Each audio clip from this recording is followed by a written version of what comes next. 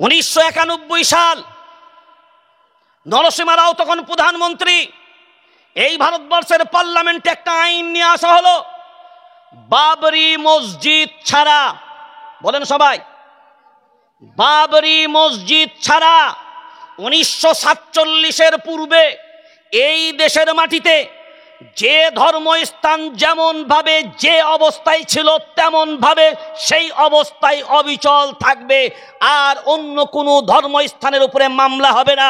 তাহলে আজকে আমরা গণতান্ত্রিক রাষ্ট্রে বসবাস করে, একজন ধর্মনিরপেক্ষ রাষ্ট্রে বসবাস করে একজন নাগরিক হিসাবে এ দাওয়াজ, এ দাবি আমরা করতেই পারি। কারণ এ দেশ কারোর বাপের একা কোনো সম্পদ নয়, এ দেশের প্রত্যেকটা নাগরিকের সমান অধিকার আছে।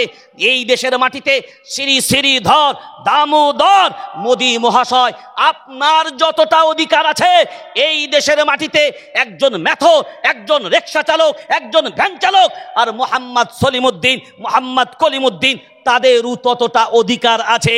এই দেশ হলো গণতান্ত্রিক দেশ, আর এই দেশকে নিয়ে কেউ বাপতিকালী সম্পত্তি মনে করে যদি মনে করো, তবে শুনে রেখে দাও, যারা এই দেশকে বাপতিকালী সম্পত্তি মনে করেছিল ব্রিটিশ সাম্রাজ্যবাদীরা, যদি তোমাদের মনে না থাকে, ভুলে গিয়ে থাকো, কান কাটা হও, তবে একবার লন্ডনে দাদু ভাইরা বেঁচে আছে, গিয়ে একবার খবর আর তালাশ করে দেখো, ভারতবর্ষের মৌচাকে ঢিলে মারলে কি হয়। ওই দেশের আলিম ওলামারা, টুপিওয়ালা দাড়িওয়ালারা যদি একবার রুখে ময়দানে নামে, তখন তার বিপর্যয়টা কি আসতে পারে। ইংল্যান্ডের দাদু ভাইদের কি একবার গিয়ে জিজ্ঞাসা করে এসো, সব স্বপ্ন পূরণ হয়ে যাবে। তাহলে 1991 সালে এই আইন পাশ হলো। তাহলে পাশ হওয়ার পরে সে আইন রদ করা হয়নি।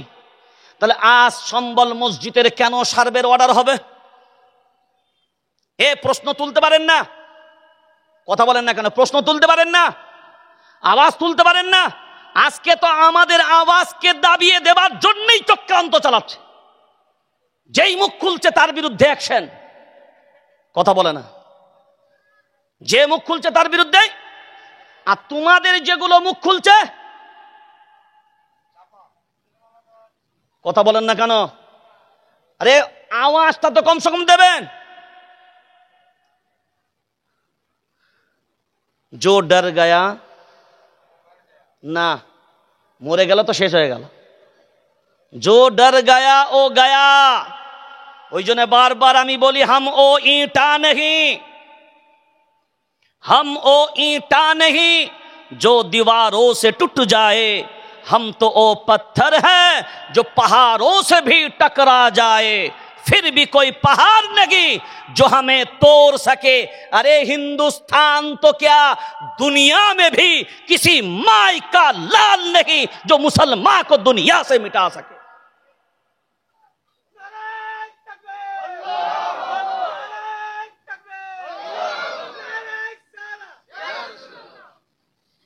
আজ আমরা কোনোদিন এগুলোকে ভাবি না। আমরা আমাদের ইমানটাকে যদি ভাবতাম, আমাদের শক্তি যদি ভাবতাম। হাতি দেখেছেন নি? হাতি, কথা বলে না।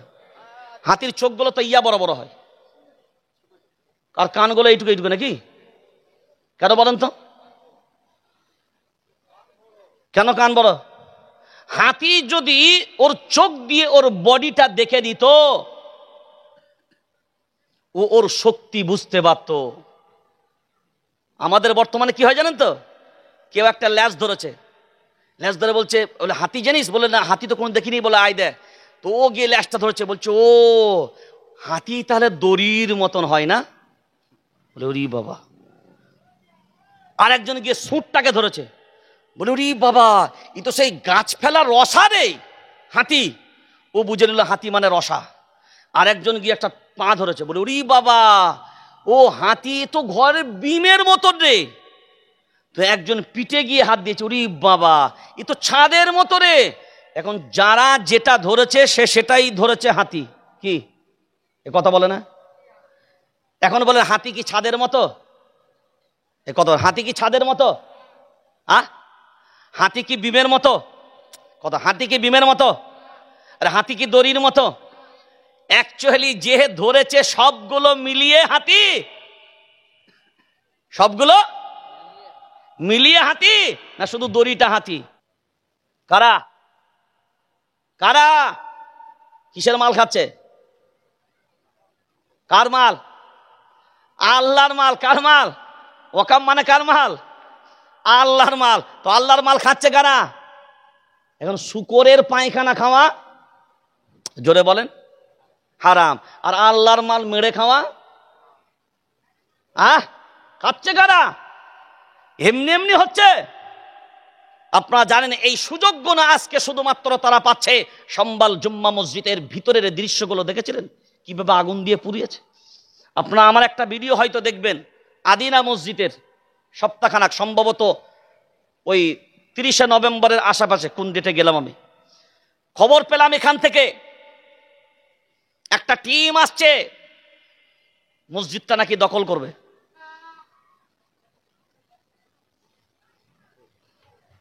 পূজা পাঠ চলবে, বান্দা হাজির আদিনা মসজিদে। আল্লাহর ইহসান। বাংলার প্রশাসনকে আমরা কৃতজ্ঞ জানাই, বাংলার প্রশাসনকে ধন্যবাদ জানাই। তারা পুরো সিকিউরিটি দিয়ে পুরো মসজিদ সিল করে দিল, একটা কাউকে ঢোকার অনুমতি দেয়নি। আলহামদুলিল্লাহ। কিন্তু আজকে একটার পর একটা আপনি দেখেছেন, কয়েকদিন আগেও দেওবান দারুল উলুম, সারা দুনিয়ার, সারা জোরে সারা দুনিয়ার কোরআনের তালিমের সারা দুনিয়ার নাম্বার 1 যদি কোনো প্রতিষ্ঠানের নাম হয়, আয়তনের দিক দিয়ে নয়, পাণ্ডিত্যের দিক দিয়ে, জ্ঞানের দিক দিয়ে, তাকওয়ার দিক দিয়ে, ইলমিয়াতের দিক দিয়ে, একটাই নাম। কি নাম? জোরে বলেন, দেওবন্দ দারুল উলুম। বলেন সবাই, দেওবন্দ দারুল উলুম। কারণ সারা দুনিয়ার আয়তনের দিক দিয়ে মিশর জামে আজহার, আয়তনের দিক দিয়ে অনেক বড় মাদ্রাসা, 100 ভাগ সত্য। কিন্তু দুনিয়ার প্রতিটা দেশে আপনি যাবেন, সব দেশে মিশরের ছাত্র খুঁজে পাবেন না। কিন্তু আল্লাহর ইহসান, দারুল উলুমের বরকত হলো এটা, দুনিয়ার যে প্রান্তেই যাবেন প্রত্যেক দেশে, এক জায়গায় না এক জায়গায়, প্রত্যেক দেশে আপনি দেওবন্দ দারুল উলুমের ছাত্র অবশ্যই পাবেন।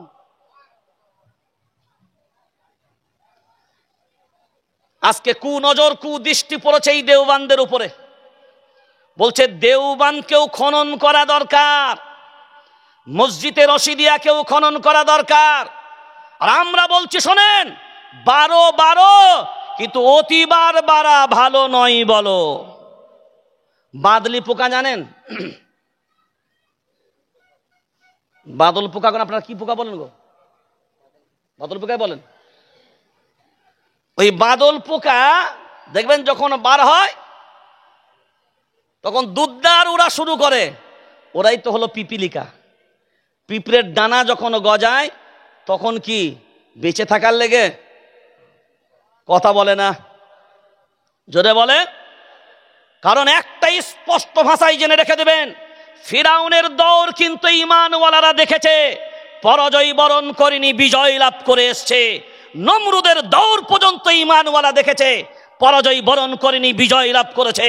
সাদ্দাদ, হামান, আবু লাহাব, আবু জাহিল, উতবা, শাইবা, পৃথিবীর সব বেঈমানদের মোকাবেলা করে পরাজয় বরণ করেনি, বিজয় লাভ করেছে। কারণ এটাও মনে রাখবে, সেই ঈমানওয়ালা এখনো বেঁচে, ইনশাআল্লাহ সময় কথা বলবে, আজ নতুবা কাল। কারণ সব সময় মৌচাকে ঢিলা মারবে না। যদি মধু নিবার থাকে মধু নিতে যাও, ধোঁয়া দাও, মধুর রস বের করে নাও। কিন্তু মৌমাছির চাকে যদি ঢিলা মারতে যাও, এমন হোল ফুটাবে, চুল কানোর জায়গা খুঁজে পাবি না। কোন জায়গা ছাড়বি আর কোনটা চুলকাবি খুঁজে পাবি না। কারণ মৌমাছির চাক ঘাঁটানো মানে কি? কথা বলে না, জোরে বলেন। ঘুমন্ত বাঘগুলোকে জাগানোর চেষ্টা করবেন না, বিনয়ের সাথে বলছি। মসজিদ নিয়ে রাজনীতি বন্ধ করুন, ধর্মস্থান নিয়ে রাজনীতি বন্ধ করুন। কারণ এটা আমার বাপের কথা নয়, ভারতবর্ষের সংবিধান বলেছে কথা। ভারতবর্ষে যে পার্লামেন্ট